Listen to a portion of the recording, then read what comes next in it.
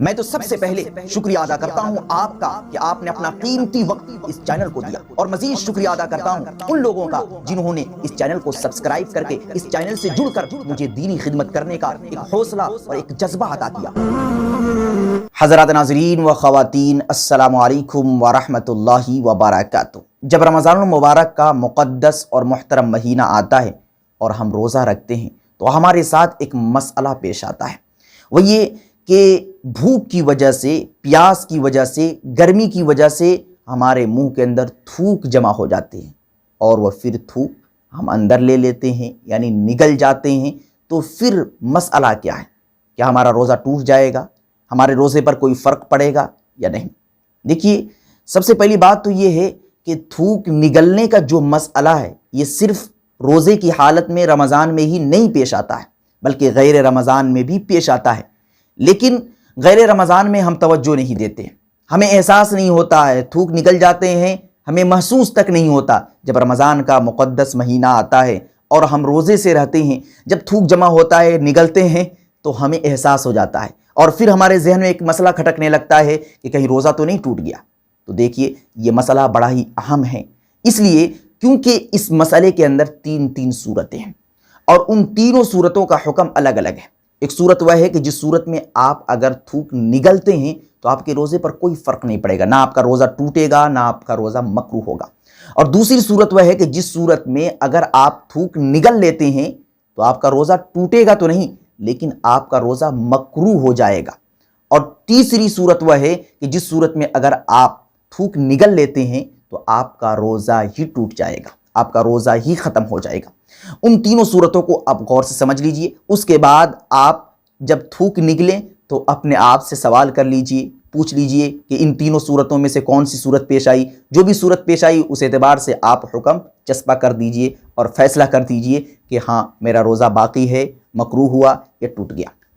دوستو، ان تینوں صورتوں میں سے پہلی صورت کہ جس صورت میں روزے پر کوئی فرق نہیں پڑتا، وہ یہ کہ بغیر کسی قصد اور ارادے کے آپ کے منہ کے اندر تھوک جمع ہو جائے۔ جیسا کہ عام حالات میں بھوک کی وجہ سے، پیاس کی وجہ سے، گرمی کی وجہ سے تھوک خود بخود ایٹومیٹک ہمارے منہ میں آ جاتے ہیں، جمع ہو جاتے ہیں۔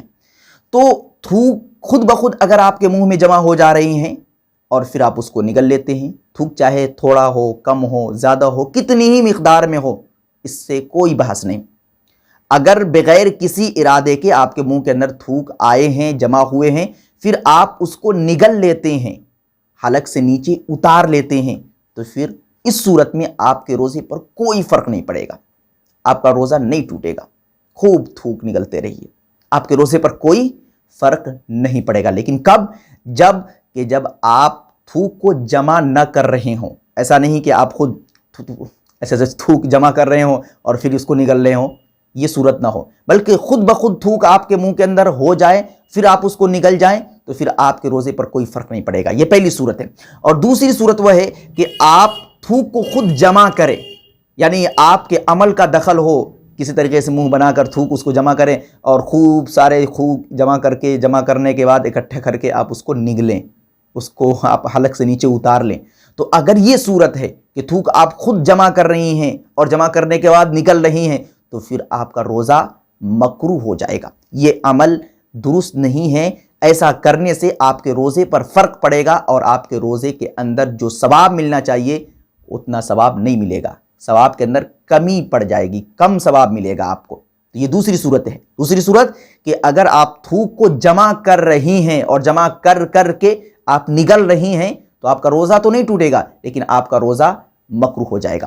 اور آخری اور تیسری صورت وہ یہ کہ اگر کوئی شخص تھوک کو نگل رہا ہے، درا حال ہے کہ وہ تھوک منہ سے باہر نکل چکا ہے، مثال کے طور پر ہاتھ پہ ہے، یا اسی طریقے سے بالکل ہونٹ سے نیچے تھوک نکل چکا ہے اور اس کا سلسلہ بھی ختم ہو چکا ہے۔ ایک تو یہ ہے کہ تھوک یہاں سے یہاں تک آیا اور اس کو آپ نے کر لیا، تو اس سے روزہ نہیں ٹوٹے گا۔ لیکن تھوک نکلا اور ادھر تک نکل گیا اور سلسلہ بھی ختم ہو چکا ہے، یہاں پر تھوک لگا ہوا ہے، پھر آپ اس کو ایسے زبان سے اس کو صاف کر رہے ہیں، چاٹ رہے ہیں، تو پھر اس سے آپ کا روزہ ٹوٹ جائے گا۔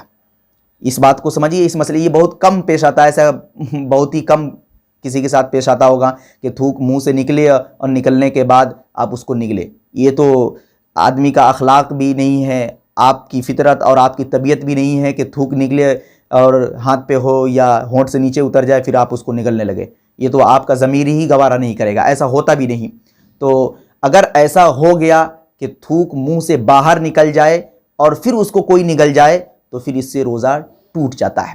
تو یہ 3 صورتیں ہیں۔ پہلی صورت کہ اگر بے اختیاری طور پر تھوک منہ میں جمع ہو جائے، آپ اس کو نگل جائیں تو پھر روزہ نہیں ٹوٹتا ہے، نہ ہی روزہ مکروہ ہوتا ہے۔ اور اگر تھوک جمع کر کے آپ اس کو نگلتے ہیں تو پھر اس سے آپ کے روزے پر فرق پڑے گا اور آپ کا روزہ مکروہ ہو جائے گا۔ اور تیسری صورت کہ جس سے روزہ ہی ٹوٹ جاتا ہے۔ دعا کرے اللہ رب العزت ہم سبوں کو دین کی صحیح سمجھ عطا فرمائے۔ السلام علیکم ورحمۃ اللہ۔ Thanks for watching.